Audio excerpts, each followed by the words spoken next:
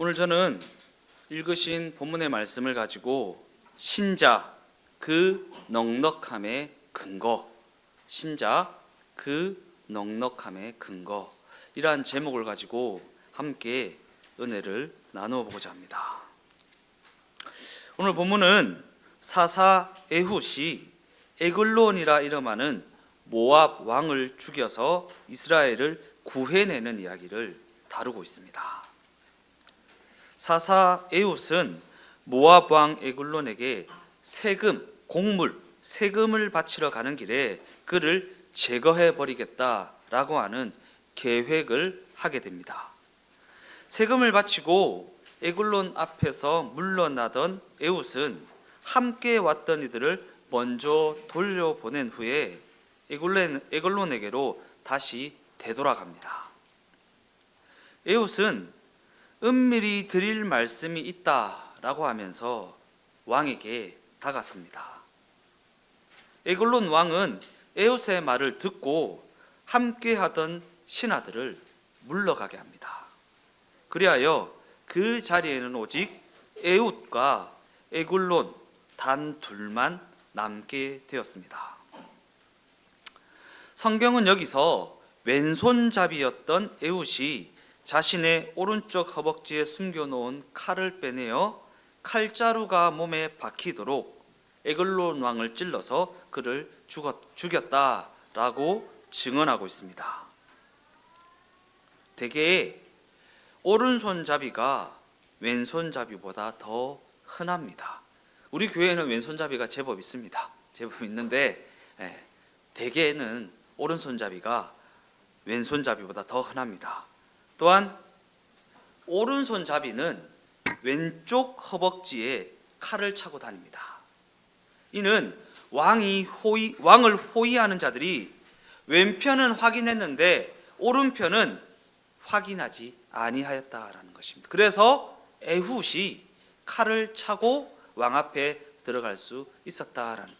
대통령 경호실장들이 뭐예요? 대통령을 접견하게 되면 모든 몸을 수색해서 흉기가 있는지 없는지 다 확인하잖아요. 이 시대에도 마찬가지였습니다. 그런데 대개 오른손잡이가 많았고 오른손잡이는 왼쪽 허벅지에 칼을 차고 다니기 때문에 왼쪽 허벅지는 확인하였는데 성경이 에둘러 에훗 왼손잡이 에훗이라고 얘기하는 것은 에훗이 왼손잡이였고 왼손잡이였기 때문에 칼을 오른쪽 허벅지에 차고 다녔다라는 이야기를 하고 있는 것입니다. 이와 같은 관점에서 이 기록은 뜻밖의 희극성을 띠고 있다고 할 수 있습니다. 희극성. 읽어보면 어찌 저런 일이 있을 수 있지라고 하는 희극성을 띠고 있다. 사람들은 대개 사사기에 익살이나 해악을 기대하지 않습니다. 그래서 대개는 어두운 마음과 참담한 마음을 가지고 사사기를 읽어나갑니다. 때로는 비판하는 눈을 가지고 비난하는 눈을 가지고 굉장히 어둡고 참담한 마음을 가지고 사사기를 읽어나간다라는 것입니다. 이는 사사기가 너무나도 비극적인 내용을 담고 있기 때문일 것입니다. 그래서 사사기는 내내 어두운 분위기만을 자아낼 것이라고 생각하는 것입니다. 그러나 오늘 본문 말씀에는 밝고 명랑한 유머까지는 아니겠지만 조금의 희극적 요소가 들어가 있다라는 것입니다. 이 점은 지난 시간 우리가 살펴보았던 온니엘의 이야기와 비교를 해보면 더욱 잘 알 수 있습니다. 오늘 긴 본문을 읽어 나가면서 느끼셨는지는 모르겠지만 사사기는 우리가 지난 시간 살펴보았던 온니엘이 구산 리사다임을 해치운 이야기를 매우 신속하고도 매우 간결한 내용으로 기록하고 있는 반면에 에훗이 에글론을 해치운 이야기는 뭔가 굉장히 느리면서도 매우 세밀하게 그려내고 있다라는 것입니다. 그죠? 지난 시간에는 본문이 짧아요. 전체 다 읽었는데도 몇 절이 안 됐습니다. 그런데 지금은 다 읽은 것도 아니에요. 조금 잘라내서 읽었는데도 굉장히 길고 많고 느리고 세밀하게 기록하고 있다라는 것입니다. 이 이야기를 읽으면서 마치 별로 중요하게 다루어지지 않던 어떤 사극과 같은 역사적 사건에 재미있는 해악을 넣어 그린 것 같은, 곧 역사적 사건을 각색해서 만든 어떤 사극 드라마를 보는 듯한 느낌을 자아내지 않습니까? 그죠? 사극에서 있을 법한, 다들 오른쪽에 왼편에 칼을 차고 다니는데 왜 하필 에훗이 왼손잡이여서 오른편에 칼을 찾고, 경호실장들은 오른편에 차고 있는 에훗의 칼을 발견하지 못했고, 여러 가지 해학적 요소들이 이 본문 안에 들어가 있다라는 것입니다. 그와 같은 관점에서 우리는 에훗의 이 이야기를 통해 어떠한 의도를 읽어내야 하는 것인가, 이렇게 세밀하고 천천히 기록되어진 많은 분량을 할애해서 기록하고 있는 이 에훗의 이야기를 통해 우리는 어떠한 의도를 읽어내야 하는 것인가. 이스라엘을 괴롭히는 대적을 제거하는 일은 하나님 편에서 매우 쉬운 일이다. 매우 쉬운 일이다. 또한 그 일은 하나님이 그리 중요하게 여기시는 일도 아니다라는 의미입니다. 에글론이 그렇게 철두철미하게 방어를 해봤자 하나님 편에서는 그것은 일도 아니다. 이스라엘을 대적하는, 이스라엘을 괴롭히는, 이스라엘을 고달프게 하는 대적을 제거하는 일은 하나님 편에서는 매우 쉬운 일이고, 하나님은 그러한 부분들을 별로 중요하게 여기시지도 않으신다. 하나님이 사사를 세워 에글론을 해치우는 일은 사실 일도 아니다라는 것입니다. 그렇다면 하나님께서 중요하게 여기시는 그 일은 과연 어떠한 일이란 말인가? 우리는 문제 해결이 중요하잖아요. 당장은 죽겠다고 소리치잖아요. 근데 하나님 편에서는 일도 아니고 중요한 일도 아니다. 그러면 하나님께서 중요하게 여기시는 일은 과연 무엇인가? 여기서 우리는 조금 더 본질적인 질문으로 나아가야 합니다.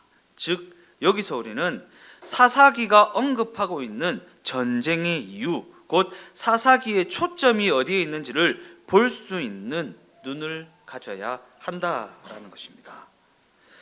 사사기 3장 1절에서 3절까지의 말씀을 다 같이 읽어보겠습니다. 여호와께서 가나안의 모든 전쟁들을 알지 못한 이스라엘을 시험하려 하시며, 이스라엘 자손의 세대 중에 아직 전쟁을 알지 못하는 자들에게 그것을 가르쳐 알게 하려 하사 남겨두신 이방 민족들은 블레셋의 5 군주들과 모든 가나안 족속과 시돈 족속과 바알 헤르몬 산에서부터 함맛 입구까지 레바논 산에 거주하는 히위 족속이라.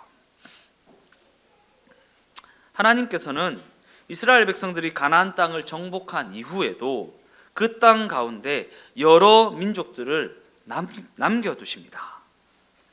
이스라엘은 그들 가운데 살면서 하나님을 외면하고 거부하는 삶을 살아가게 됩니다. 그리고 그 지점이 바로 이스라엘의 배반과 반역이 시작되는 지점이 되어졌다라는 사실입니다. 그들 가운데 살게 되는, 하나님께서 진멸하라고 하신 그 이방 민족들을 진멸하지 아니한 그 지점이 바로 하나님을 외면하게 되고 하나님을 거부하게 되는 반역과 배반의 시작점이 되어졌다라는 것입니다. 결과적으로 남겨진 족속들은 이스라엘의 위협이 되어졌고, 나아가 그들은 이스라엘을 압제하는 세력으로 성장하게 되었다라는 것입니다. 하나님께서 가나안 원주민들을 진멸하라 하셨는데 그들을 다 진멸하지 않고 그들을 남겨두고 그들과 더불어 살아간 그 결과는 그들의 위협이 되어지고 그들을 압제하는 세력으로 되어서 그들에게 세금을 바쳐야만 하는 그러한 신세로 전락하고 마는 그러한 지경에 이르게 되었다라는 것입니다. 그로 말미암아 이스라엘은 고통과 절망과 두려움에 떨다가 하나님을 향해 부르짖게 되고, 이에 하나님은 사사를 세워 그들을 회복시켜 주십니다. 하나님을 거부하고 고통받고 부르짖고 구원해 주시고, 하나님의 말씀을 무시하고 고통받고 부르짖고 구원하시고, 이것이 사사기 내내 반복되어지는 패턴이라고 했습니다. 하나님께서는 전쟁을 겪어본 적이 없는 이스라엘의 자손 세대에게 전쟁이 무엇인지를 가르쳐 알게 하시려고 그들을 시험하셨다라고 성경은 증언하고 있습니다. 더 나아가 하나님께서는 그 과정을 통해 궁극적으로는 그들이 하나님의 의도하심을 알게 되기를 원하십니다. 하나님께서 무엇을 원하시는가? 하나님께서 과연 무엇을 의도하셨는가? 이것이 사사기가 전하고 있는 하나님의 뜻하심이라고 할 수 있는데, 그 내용을 다음과 같이 정리를 해보았습니다. 하나님의 목적은 우리를 이해시키셔서 우리의 영혼을 만족시키는 데 있다. 우리를 이해시키셔서 하나님의 뜻이 무엇인지, 하나님의 의도하심이 무엇인지, 하나님이 궁극적으로 우리에게 주고자 하시는 것인지, 주고자 하는 것이 무엇인지 이해시켜서 우리의 영혼을 만족시키는 데 있다. 그래서 하나님은 우리로 하여금 순복하게 하시려고 여러 가지 상황을 통해 우리를 시험하신다. 우리는 하나님께서 허락하신 자유 안에서 마음껏 선택하고 또한 거침없이 결정하며 살아가지만, 그 선택과 그 결정이 가져온 결과를 확인하게 될 때면 우리는 어김없이 후회한다. 어김없이 후회한다. 우리의 자유로운 선택, 거침없는 그 결정이 어떠한 결과를 가져왔는지를 확인하게 될 때면 우리는 어김없이 후회한다. 그러나 우리는 그 과정을 통해 성장이라는 것을 이루게 된다. 더 나아가 그렇게 해서 도달하게 되는 그 끝에는 하나님께서 목적하신 진정한 자유가 있다. 결론적으로 우리는 그 자리에서 비로소 기쁨으로 순종하는 삶을 살아가게 된다라는 것이 사사기의 요약입니다. 요약. 이것이 바로 사사기가 전하고 있는 하나님의 뜻과 하나님의 의도하심이라는 것입니다. 나중에 또 기도를 할 때 살펴보겠지만, 그의 능하신 손 아래서 겸손히 걷는 것, 그것이 날 향한 하나님의 뜻이다. 그 자리에서 비로소 기쁨으로 순종하는 삶을 살아가게 된다.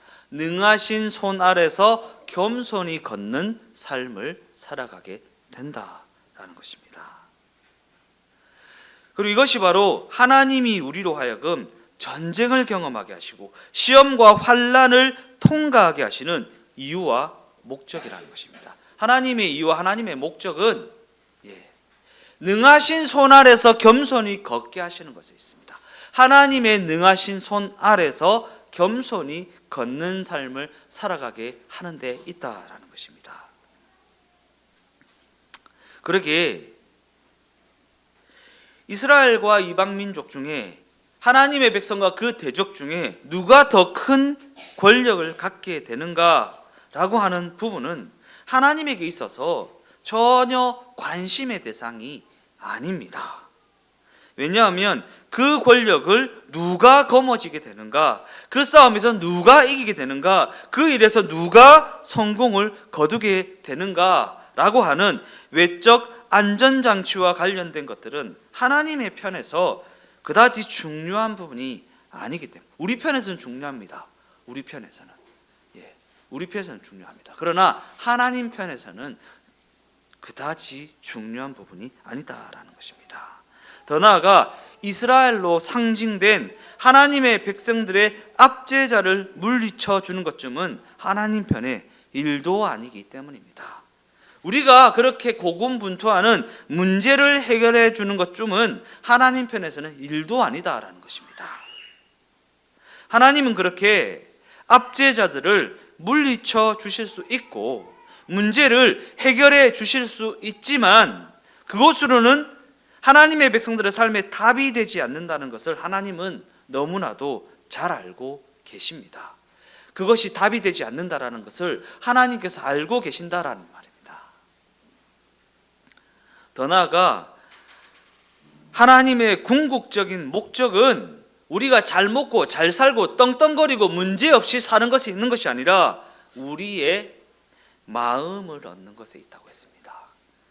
우리의 심령 주의 것이니 우리의 마음을 얻는 것에 있다고 했습니다.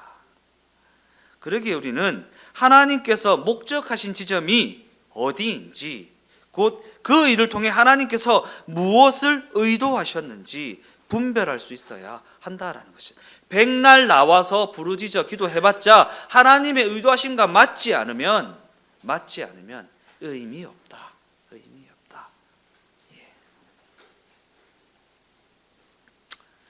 자유인이 된 이스라엘은 무언가를 자유롭게 선택할 수 있는 그 정황 속에서 선택의 기회를 갖게 되었음에도 불구하고 그들은 그 선택의 기회를 그르치고 말았습니다.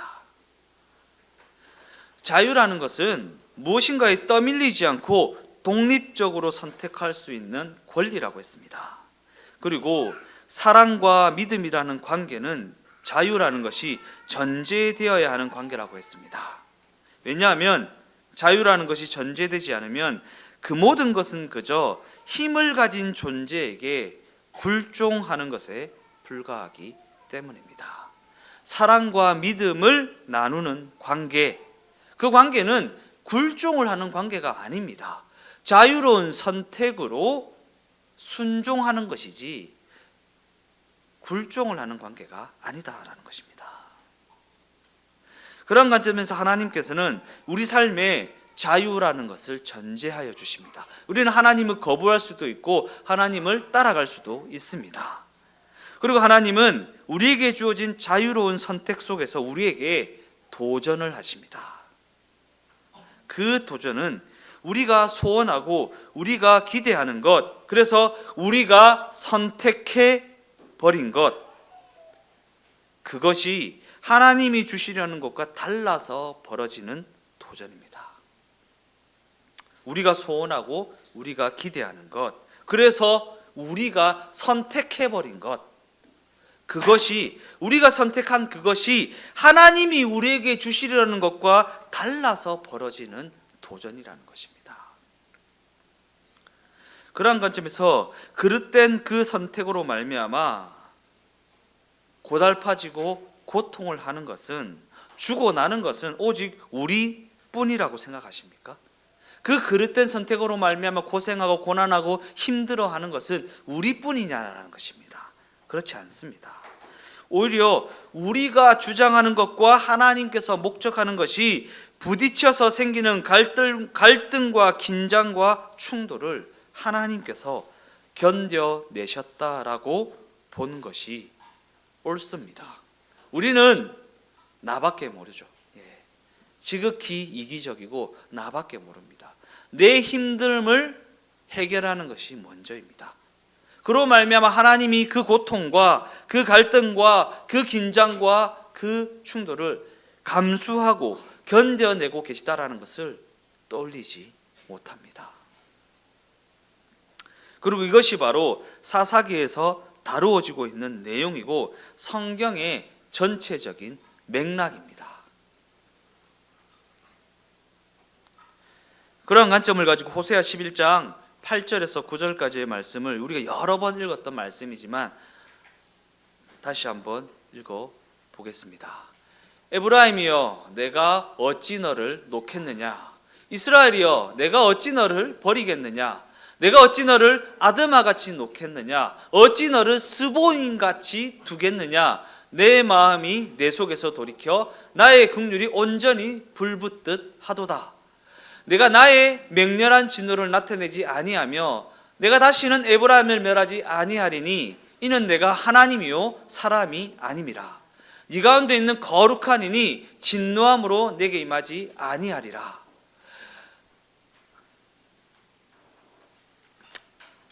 성경이 이와 같은 관점이 바로 하나님의 진심이라고 말하고 있는 것입니다.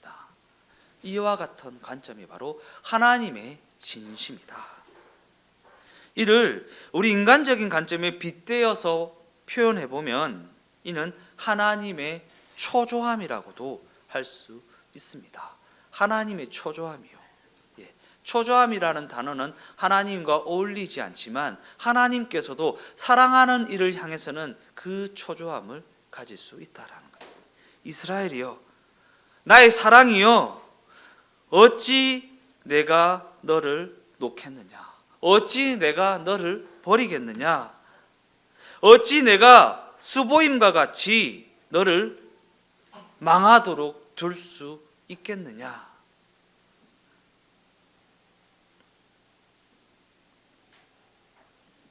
하나님은 우리가 그 모든 과정을 통해 하나님의 마음을 알게 되기를 원하십니다. 또한 우리가 하나님의 그 마음에 자유로운 선택을 가지고 순복하게 되기를 원하십니다. 순복하게 되기를 원하십니다. 하나님 그렇게 좋은 거면 그냥 억지로 떠먹이시죠? 아니요. 사랑하는 자에게는 그렇게 할 수 없습니다. 우리가 하나님의 그 마음에 의도하심의 그 뜻에 자유로운 선택을 가지고 순복하게 되기를 원하십니다. 그러한 관점에서 하나님께서는 우리의 잘못된 선택에 보복을 하시는 분이 아닙니다. 즉 하나님께서는 우리가 당신의 그 말씀을 단지 기계적으로 지키는 존재가 되는 것을 원하시는 것이 아니다. 기계적으로요. 라디오처럼 돌리면 나오고 끄면 안 나오는 그러한 기계적인 순종을 하는 기계가 되는 것을 원하는 것이 아니다라는 것입니다. 더 나아가 하나님은 우리가 당신께 뭔가 쓸모가 있어지거나 당신과 뭔가 도움이 되는 존재가 되기를 바라셔서 우리에게 그 쓸모와 그 도움 때문에 접근을 하신 것이 아니다라는 것입니다. 아니다라는 것입니다. 제가 높은 지위에 올라가서 세상에서 성공을 거두어 주의 영광을 위해서 달려가겠습니다. 누가 하나님이 그걸 원하신다고 그럽니까? 다 필요 없다. 네 마음이면 된다. 네 마음이면 된다. 우리의 쓸모나 우리의 도움 때문에 우리에게 접근을 하신 것이 아니다라는 것입니다. 오히려 하나님은 우리의 하나님 아버지가 되려 하시고 너는 내 백성이다. 너는 내 자녀이다 라고 말씀하시며 우리를 찾아오신 분이시고 이것은 믿음과 사랑을 나누는 관계의 속성입니다. 믿음과 사랑을 나누는 관계의 속성. 그런데 우리는 이러한 관계적 속성을 뭔가 불편해하는 것 같습니다. 불편해하는 것 같습니다. 그럼에도 불구하고 조금만 생각을 해보면 우리 인간은 하나님과의 관계를 필요로 하는 존재임을 부인할 수가 없지 않습니까? 왜냐하면 우리는 대단한 것을 소유하게 되었다 할지라도 그를 통한 인격적 교제가 없다면 그 마음에 만족이라는 것을 가질 수가 없는 존재이기 때문에 하나님이 그렇게 만들어 놓으셨습니다. 위대하고 대단한 것을 소유하게 된다 할지라도 그것을 통한 인격적 관계, 인격적 나눔, 인격적 관계가 형성되지 않으면 그것을 통해서는 도무지 만족할 줄 모르는 존재가 바로 우리 인간이라는 존재다라는 것입니다. 이는 우리가 인격적인 교제를 나눌 수 있는 관계를 필요로 하는 존재이고 최상의 인격적 관계라고 할 수 있는 하나님과의 교제와 사랑이 필요한 존재라는 증거 아니겠습니까? 우리가 누군가에게 항복을 하게 되거나 그를 존경을 하게 되는 때는 과연 언제입니까? 누군가에게 항복을 하게 되고 누군가를 존경하게 되는 때는 언제인가? 사람은 누군가가 무엇인가를 많이 가졌다는 이유에서는 그에게 항복하지 않습니다. 그러나 그 인간됨이 훌륭하면 그에게 기꺼이 순복합니다. 그 인간됨이 훌륭하면. 그러한 관점에서 인간됨이라는 것은 물질이라는 것으로 규정되어지거나 그것으로 대신할 수 있는 것이 아닙니다. 지난주에 나눔 시간에 하기 성도님이 나눴던 것처럼 물질적 이득을 생각하면 모든 걸 버려두고 가는 것이 맞지만 관계적 예의와 관계적 가치를 생각하면 그러한 선택을 할 수 없다라는 나눔을 했지 않습니까?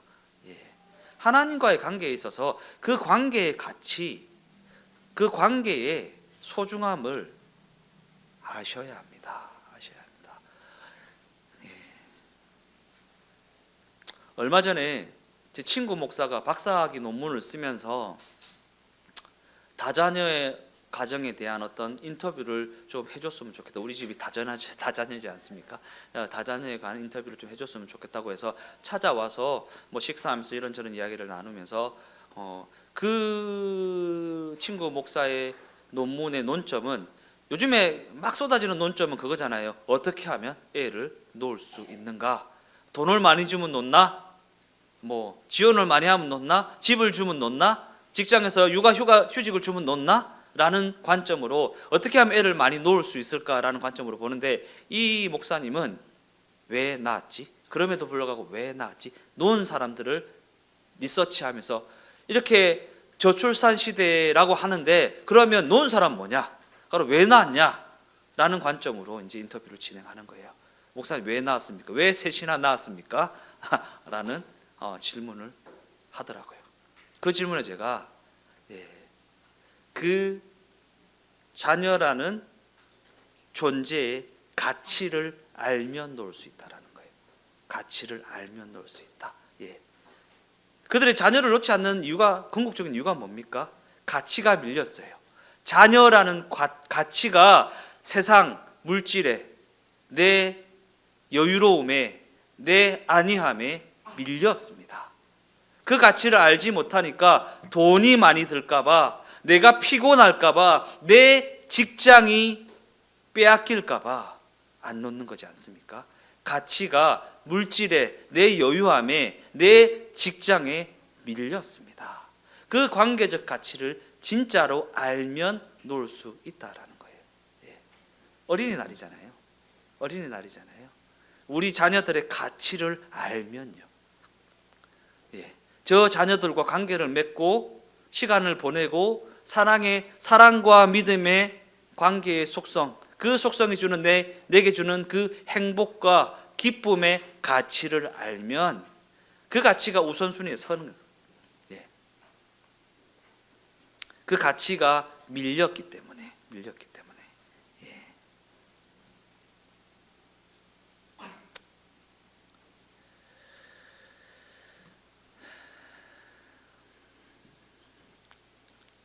인간됨이라는 것은 물질이라는 것으로 규정되어지거나 그것으로 대신할 수 있는 것이 아닙니다.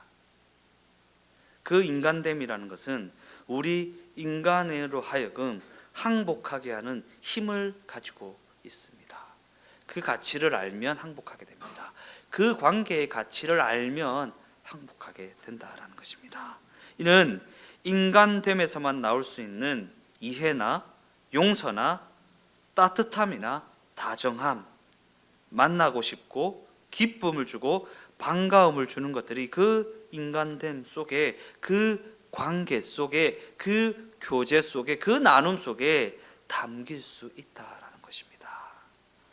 그것의 가치를 분별하여 알 수 있는 우리 주동행께가 되어졌으면 좋겠습니다.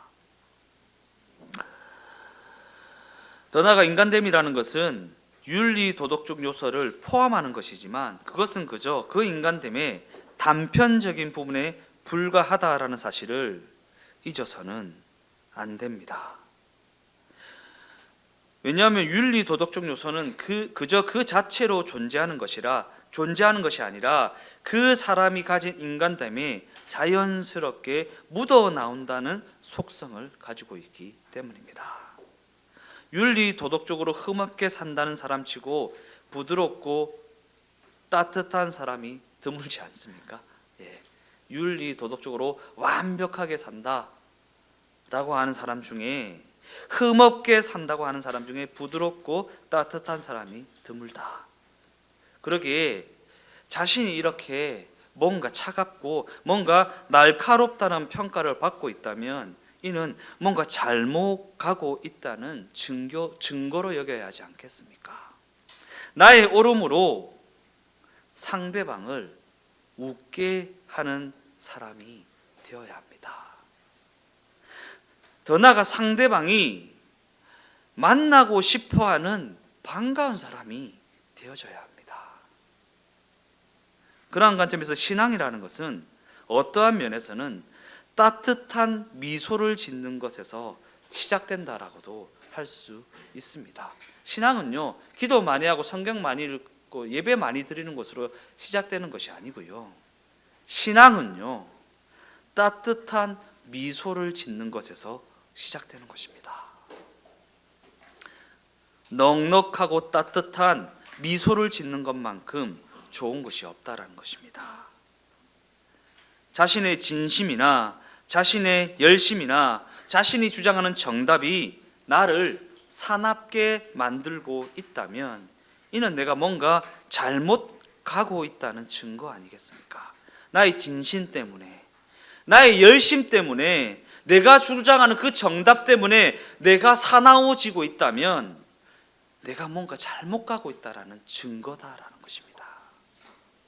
신앙에 불이 붙어서 뭔가 사나워진다면 이는 너무나도 곤란한 신앙입니다. 신앙이 뜨거워져서 뭔가 내가 사나워진다면 이는 너무나도 곤란한 신앙이다. 왜냐하면 하나님 아버지께서는 결코 그런 방식으로는 일하지 않으시기 때문입니다. 지면의 모든 자보다 온유함이 승한 자가 누구입니까? 다윗이죠. 모세이죠. 그들을 하나님께서 뭐라고 말하십니까? 내 마음에 합한 자. 내 마음에 합한 자. 하나님 일하는 방식이 바로 그러한 온유함에 있다라는 것입니다. 결론적으로 말씀을 마무리하면서 우리가 에훗 사건에서 가장 눈여겨 보아야 하는 장면은 어떠한 장면입니까? 하나님께서 가벼운 미소를 지으시며 에글론의 압제를 깨트려 버리는 장면 아니겠습니까? 막 인상을 쓰고 막 몸에 힘을 주고 막 한 방에 날려버리겠다라는 자세로 에글론을 깨트려 버리는 것이 아니라 가벼운 미소를 지으시며 에글론의 압제를 깨트려 버리시는 장면. 이게 하나님의 일하시는 방식입니다. 이는 에글론을 처단하는 일은 하나님 편에서 일도 아니다라는 의미입니다. 그리고 이는 하나님이 지금 이스라엘 백성들을 향해 이렇게 말씀하시는 것과 같습니다. 얘들아, 그런 일은 일도 아니라는 것을 너희가 좀 알았으면 좋겠다. 그런 일은 일도 아니라는 것을 너희가 좀 알았으면 좋겠다. 지금 내가 관심을 가지는 것은 네가 겪고 있는 문제가 아니라 바로 너 자신이다. 네가 겪고 있는 문제가 해결되느냐 안 해결되느냐가 관심이 있는 것이 아니라 너 자신에게 관심이 있다. 나는 너를 원한다. 이 사실을 마음에 새기고 한 걸음 더 내딛어 보자. 혹 지금 너한테 방해가 되는 문제가 있을 수는 있으나 그걸 없애는 것은 일도 아니다. 그러니 한 걸음만 더 가보자. 조금만 더 성장해 보자. 이게 하나님의 우리를 향해 하시는 말씀이라는 것입니다. 주변 사람들이 우리를 향해 너는 예수를 믿는다고 하면서 왜 그 모양이냐? 왜 그렇게 지질이 복도 없냐? 라고 비난하며 우리의 삶을, 우리의 걸음을, 우리의 방향성을 오해할 때면 화내지 마시고요, 넉넉한 미소를 지으며 너는 몰라도 된다, 아니 말해도 이해 못한다 라고 말하십시오. 너는 몰라도 된다, 아니 말해도 이해 못할 끼다 라고 말하십시오. 우리가 신앙의 길을 잃게 되는 그 이유는 그저 못난 형편 때문이 아닙니다. 못난 형편 때문이 아닙니다.